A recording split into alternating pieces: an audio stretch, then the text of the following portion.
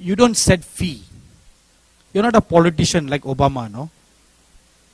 Who after you become a president and you retire, you can command $200,000 or $300,000 speaking fee. I'll tell you one truth. Why you cannot command that? The reason is because, let's say, a politician, like the ex-presidents of the US. The ex-president of the US, when they go and speak at any university lecture or business lecture, they can demand a speaking fees, $200,000 or $75,000 or whichever amount, because of their years of experience, 4 years of managing a large nation like the US, the supposed superpower of the world. Not only one nation, but you have to deal with all the foreign affairs of the nations around the world. So you gain a ton of experience. Your knowledge increases. But a minister of God, you are not speaking your own words. You are speaking under the inspiration of the Holy Spirit. So the words that you speak are not yours. They come from God. It is the Holy One of Israel who inspires your thoughts to speak. It is He who brings all the scriptures to your mind so that you can quote them from Genesis to Revelation. It is He who gives you the names of the people when you begin to pray. It is He who gives you words of knowledge, words of wisdom. It is He who releases His gifts to work through you. So when you are just a conduit for the glory of God to pass through, how can you name a price? You cannot name a price. Because the words that you speak are not your words. So therefore, a man of God, a woman of God have no right to claim a fee. That does not mean that pastors can say, okay, since you did not speak on your own, no money, no offering for you.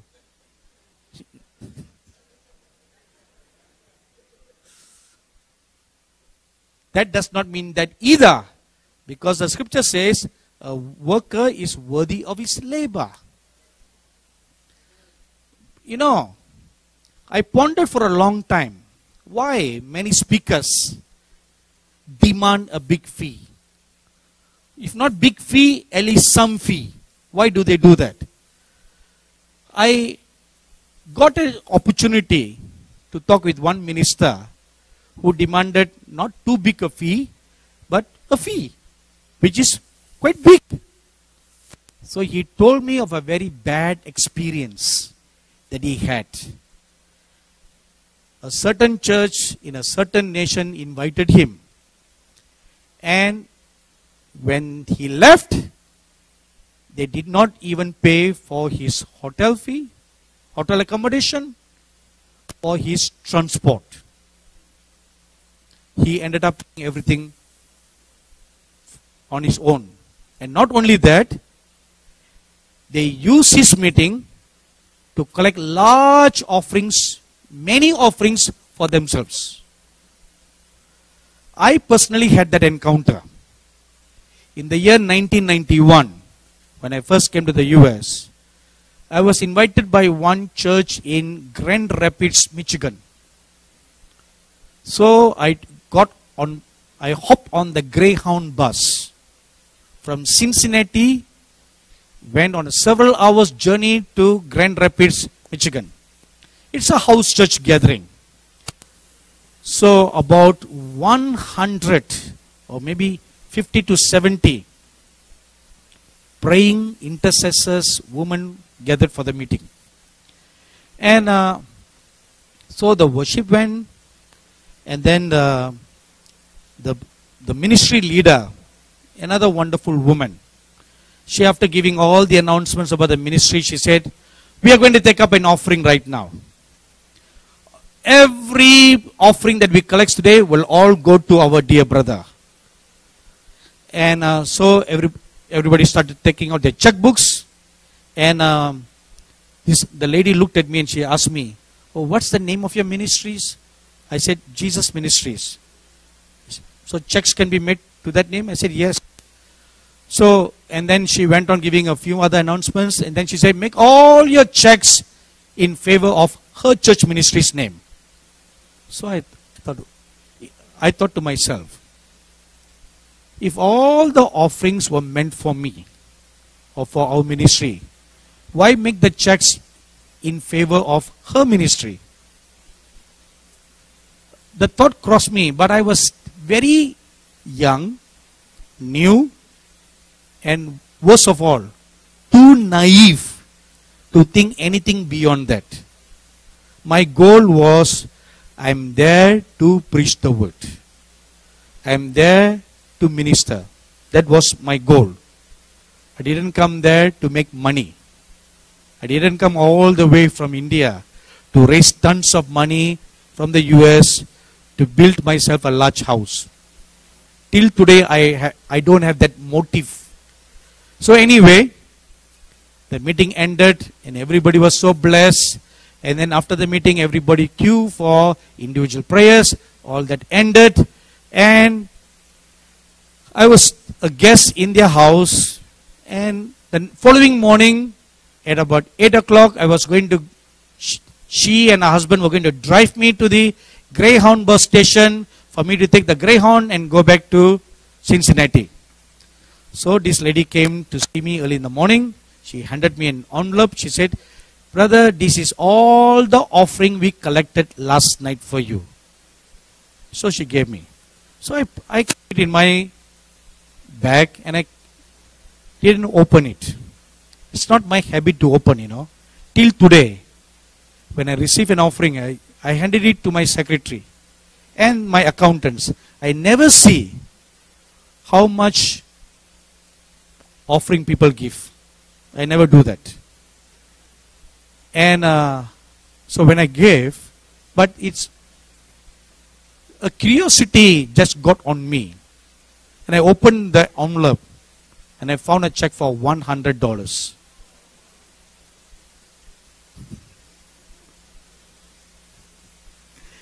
Immediately I understood the mystery of why she said the previous night, "Make all your checks in favor of her ministry's name." Finally, I understood why she kept on emphasizing that over and over again. Most Americans I know, they are very, very generous people. Very generous. So you do the math. If there are 50 to 70 people, they could not have given $100. Am I right? They could never have. But that was what I was given. So, experiences like this make these ministers of God then take the other drastic thing of setting a fee so that they don't suffer any loss. You don't go that extreme and you don't go on this extreme. A worker is always worthy of his labor.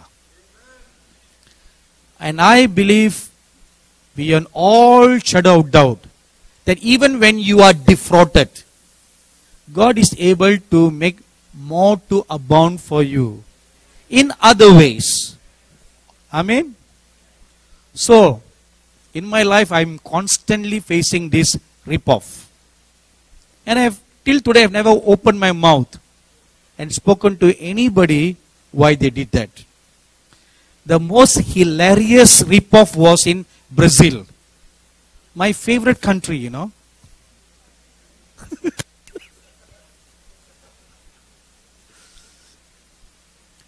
I love Brazil too much. So much so, I pray for them when they are playing in the World Cup tournament. Sadly, they lost the game and they are out of the World Cup. It's okay. Anyway, so this was in Sao Paulo, a very large city, and it was one of the largest church in that city. There were 3,000 people in the meeting. And I have never ever seen a pastor in any of the 16 nations that have been so far take up as many offerings in one single service like that pastor in Sao Paulo, Brazil. He took up 5 offerings before I preach. And each time he took up all those offerings, at least 3 of the offerings, he said, all the offerings will go to our brother who has come all the way from India. So initially I thought that was the Brazilian way of saying all the way from India. So anyway, after everything was over, the following day, the pastor drove us to the airport and for me to take the next flight to go to another city in Brazil. In the airport, he gave me an offering. He said, brother, this is all the offering that we collected, and this is all we can give you. And he put in my hand a $20 bill. I looked at the bill.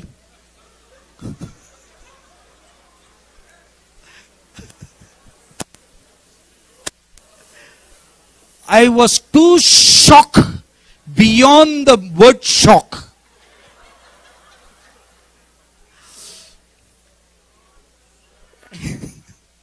And I looked at the pastor's face, he was beaming. That he was so joyful that he could bless me such a large offering. I couldn't believe, he took 5 offerings in the church and he gave me this $20 bill. So I looked at him and said, Pastor, you need this money more than I do. And what happens next, you will never believe what happened next. He said, really? I said, yes, Pastor. And he joyfully took it back.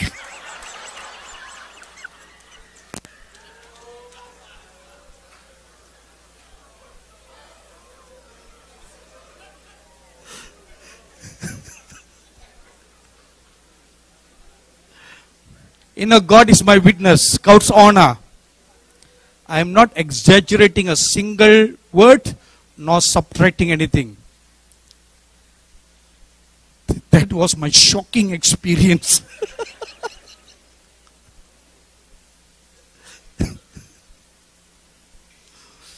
Giving the $20 bill was not shocking, no? The shock was when he took it back.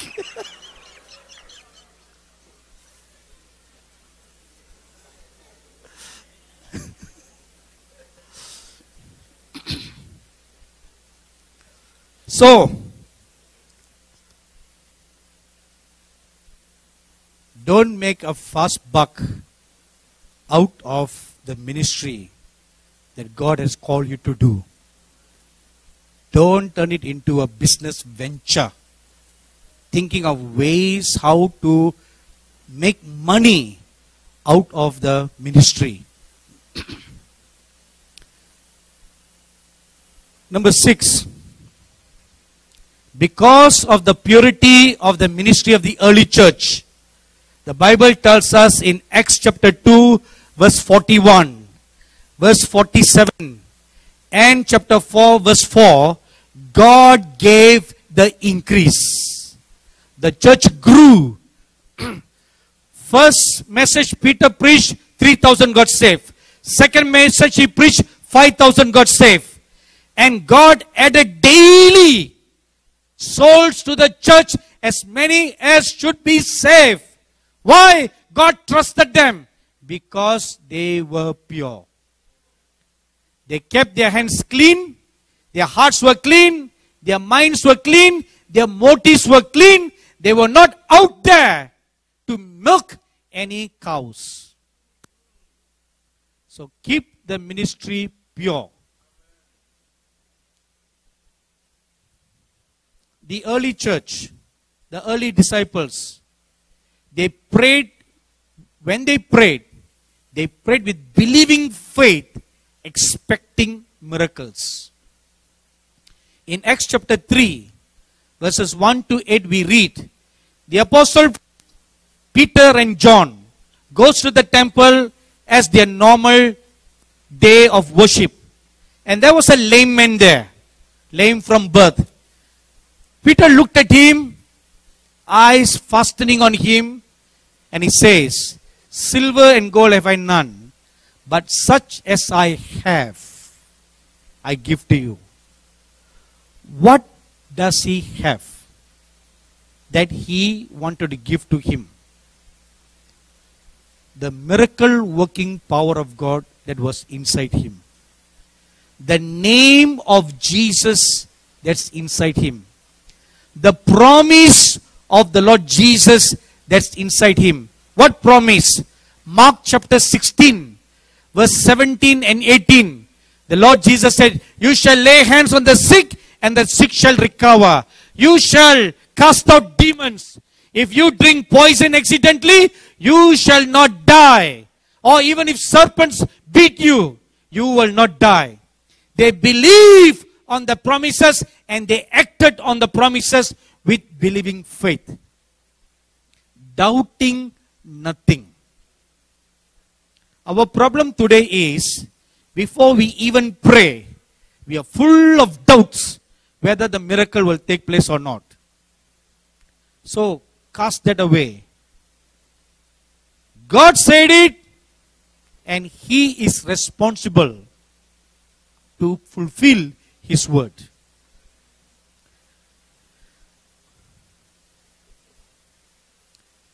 They kept their spirit and their soul from defilement of money, fame, and self-seeking glory.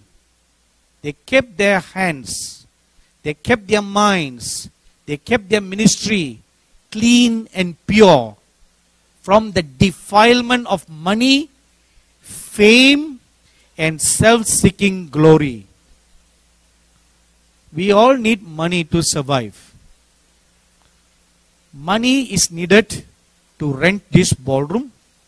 Money is needed to rent all this equipment. Money is needed to bring the speakers. Money, it's not evil. But the scripture says the love for money is evil. Money is not evil.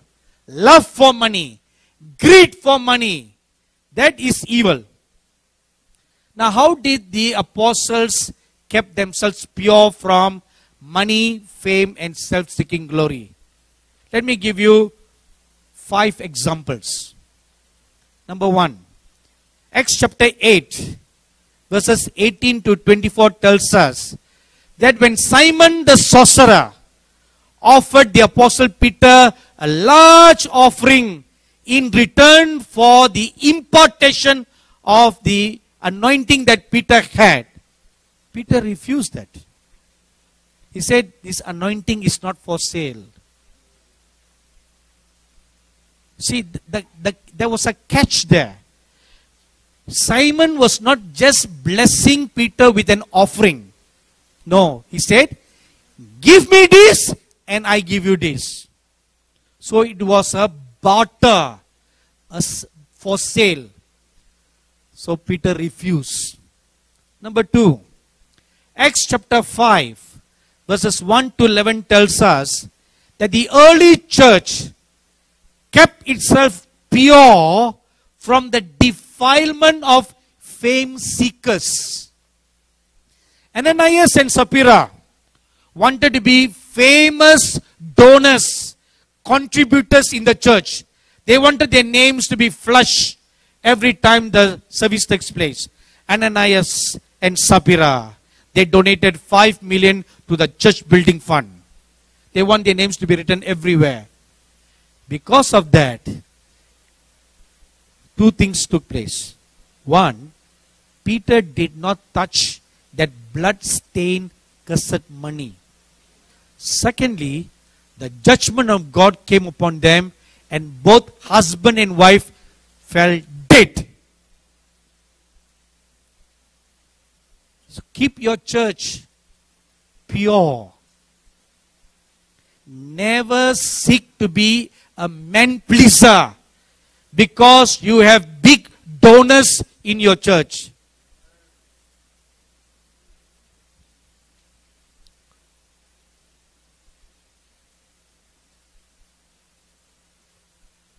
30 years ago, a pastor who invited me to speak in his churches. This pastor has got a very large denomination. And he has a very large reputation in that region. So, at one point of time, something happened and he threatened me. He said, you better do what I tell you to do, or else I will close all the door and I will no more invite you back. So I took it up before the Lord in prayer. I said, Lord, this man is saying like this. What do you say? And the Lord Jesus Christ just answered one sentence. He said, it is I who open the doors, it is I who close the doors. Period. Not this man. God may use a man, but it's not the man who opened the door. It's God who opened the door. Revelation chapter 3 verse 8 says, I have kept before you an open door. So it's God who opens the door. It is my tradition for the last, I think, 13, 14 years that I only come to the US once a year in the month of August to speak at a conference in Lancaster, California. That's my annual pilgrimage. But in the month of November 2017, one day the Lord Jesus appeared before me. And he said, or before he said that, he held in his hand 2 wings, eagle-like wings that were about 6 to 8 feet in length. He held them up and he said, I have brought these wings for you. This is my gift for you for this coming year. So I asked the Lord, what is this wings for? He said, for 2 purposes. To fly across geographically on this earth and to fly into the heavenly realms whenever you like. So after then he put those wings on my back, like attaching them, like pins are being attached, and they locked on my shoulder. They were real, like real eagle's wings. And then he said, I want you to go to the US and to the African continent throughout 2018. I will open the doors for you, and I want you to prepare my bride in the US, warn her of the judgments to come, and prepare the way in the US for my glory to sweep in the nation. And then he said, go to Africa and raise up my army in Africa. So, after the Lord spoke those words, from December onwards, I began to receive tons of invitations from the US and from Africa. They came so much so, I have to turn down many invitations. I said, no, I cannot come. And that's the reason why I'm here in July and not in August. You see, it's God who opens the doors. Amen. When He shuts, you cannot open. If He opens, no one can shut. Amen. Number 3. Acts chapter 14, verses 11 to 18 tells us, Paul and Barnabas, they went to a certain city and a miracle took place there. As soon as the miracle took place, the heathens began to put garlands on Paul's neck and on Barnabas' neck and began to bow down and consider them as gods. As soon as Paul saw what they did, he removed the garlands, tore his clothes, and shouted at the top of his voice saying, no, don't do all this. See, the apostles kept themselves from being defiled by fame. Number 4. Acts chapter 4, verses 1 to 3 says, they were willing to suffer for the sake of the gospel and for the sake of the Lord Jesus Christ. They were never ashamed. Neither did they shy away from sufferings. The Bible is full of scriptures from the first book in the New Testament till the last book in the New Testament, full of scriptures about the godly having to go through sufferings. So it is wrong teaching to say that there will be no sufferings. Or it's wrong teaching to say if you truly live in Christ, you will have no sufferings. Recently, Dr. Bruce Allen shared something like this in one of his meetings, and I heard him make this statement. He had a wonderful encounter with the Lord Jesus Christ, where the Lord Jesus visited him and asked him, how are things going on with you in your life? So he said, Lord, everything's wonderful, everything is nice, everything's great. And the Lord Jesus looked at him and he said, then something's wrong with you. So he was shocked. He said, Lord, what do you mean? The Lord told him, my word says, all those who live godly in Christ Jesus shall suffer persecution. So if you are not suffering persecution, it only means you are not living godly. You see how the Christian world interprets something and how God interprets it in another way.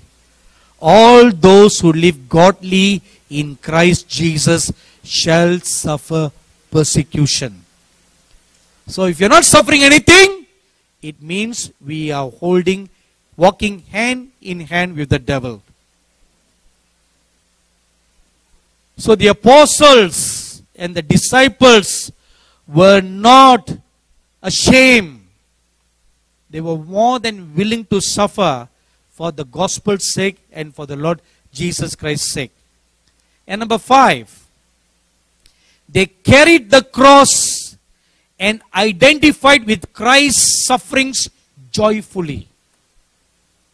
That's the other thing, They embrace sufferings.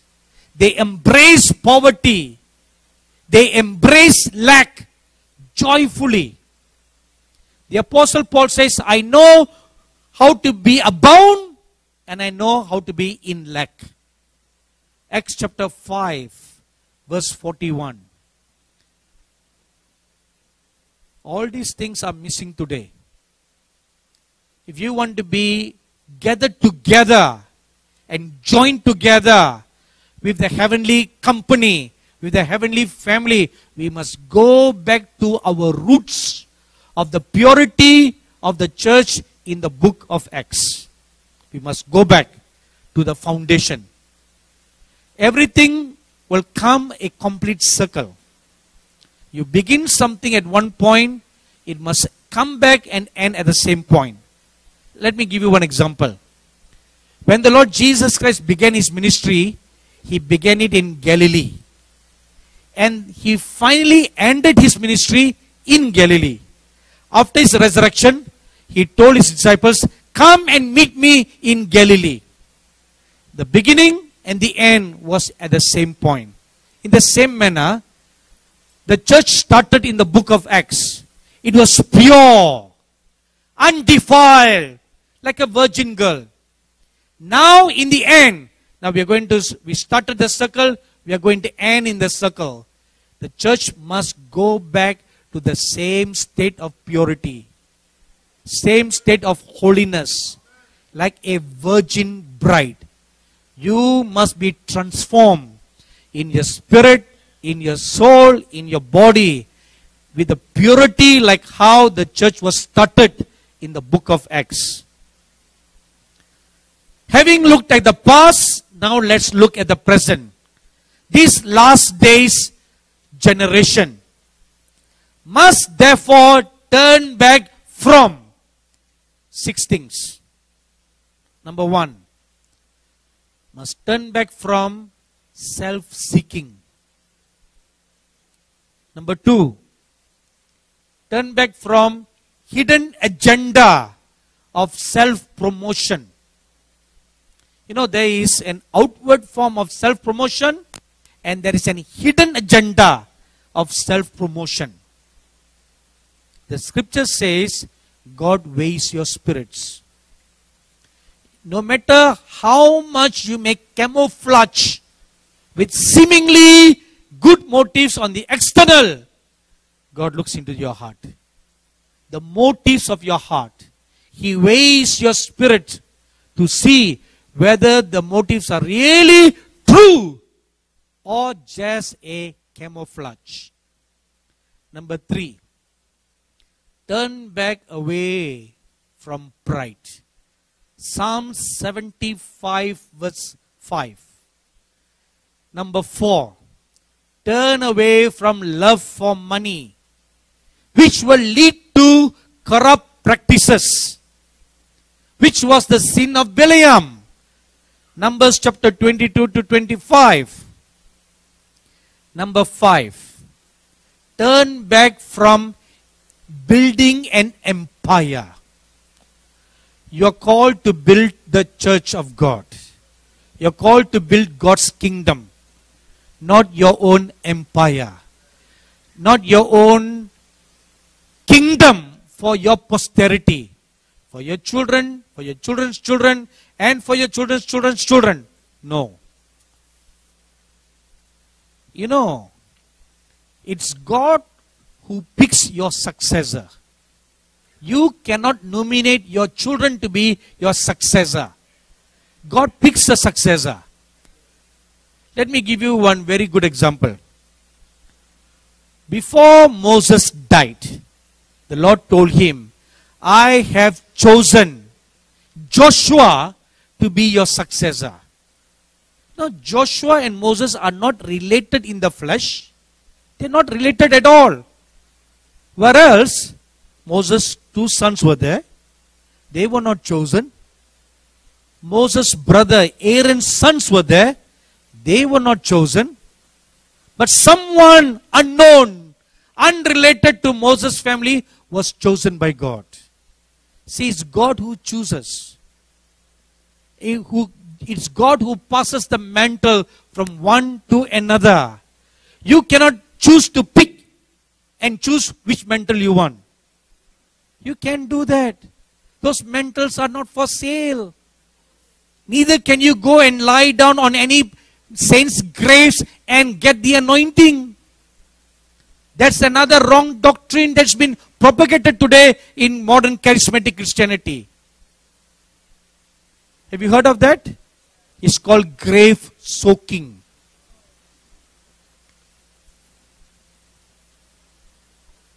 And the scripture they use for that is found in 2 Kings, where a dead corpse was thrown into the place where Elisha was buried. And as soon as the dead corpse touched the dead bones of Elisha, the dead corpse came to life. Therefore, there's anointing in the dead saints' bones. Therefore, you can go to the graves of saints like Catherine Kuhlman or Oral Roberts or Billy Graham and just lie on your back on their graves, and their anointing and their mantle will come upon you. That's the teaching. You know, the month of May, when I was in Moravian Falls, one day the Lord came to me and He said, address this issue and tell them, I hate this. Very strictly the Lord told me that. I only had a brief understanding about that. So I had to go to the internet to study who started this thing and what is this thing all about. And then I made some very interesting discovery that the church in California who started all this gave the scripture of Elisha's dead bones as a scriptural reason or a foundation to do grave soaking. So when I meditated it, I realized one thing. To validate that scripture, then one important ingredient must be present. See, a dead man was thrown on the bones of Elisha, and then the dead man come to life. So if you want the anointing from a dead person, firstly you must die. Right? You must first die. Then we can throw your body on that. I will help you. I will throw. And Dr. Bruce, will you help me? Okay. What about Michael? Okay. Fondong? Okay. See, we have many volunteers to help you. We'll carry your body and we'll say 1, 2, 3. And we'll throw you on that grave, whichever grave you like. It can be from the 18th century till this present century, whichever. Even the grave of Smith Wigglesworth in England. We'll throw you. We'll first ship you to England. But then you must die first. If you go by the scripture, then you have to follow all the formula in the exact manner. My dearly beloved brothers and sisters, sons and daughters, anointing comes from God. The anointing that was on Elisha came from God.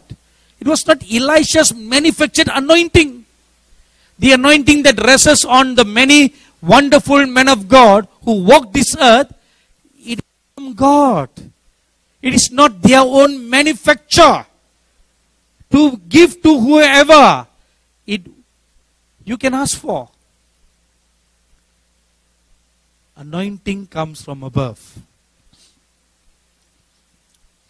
So, don't build an empire. If you build an empire, it will be like the sin of Nebuchadnezzar. In Daniel chapter 4, Nebuchadnezzar knows too well that God raised him up and gave him power to conquer nations. So much so, he builded the Babylonian Empire. He knows very well because he had a wonderful counselor in the form of the prophet Daniel. And the prophet Daniel had counseled him previously that it was God who lifted him up. It was God who appointed him the kingdom. So Nebuchadnezzar knows it too well. But then, at the height of his popularity, his vast kingdom, pride began to blossom in him. And God warned him, don't walk in pride. But he did not pay heed to that. Exactly 12 months to the date when God first warned him.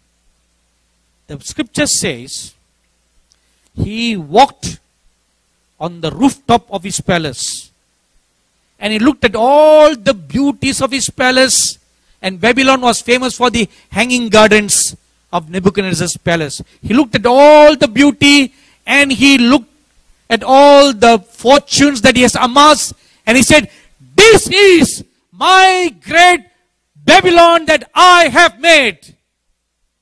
The moment he said that, a voice came from heaven. Because you have failed to humble yourself, therefore from this day the kingdom is taken away from your hand. Instantly he was transformed totally from a man to a wild bird. His entire body DNA was all changed. Not for 1 day or 2 days. For 7 long years. He was like a wild bird out in the fields, eating grass like all animals and birds. 7 years. That was the length of his punishment. At the end of the 7th year, the Bible says his mind was restored back to him and he was transformed back to a man. And the first thing he did was he knelt down, lifted up his hands and gave glory to God. For 7 years of imprisonment, he realized God is God. No matter how great Nebuchadnezzar was, how great Alexander the Great was, all that came from God. You should never forget that. The Bible says it is God who gives you wealth. It is God who gives you the ideas to create wealth, to get wealth. It's God who gave all that, not you.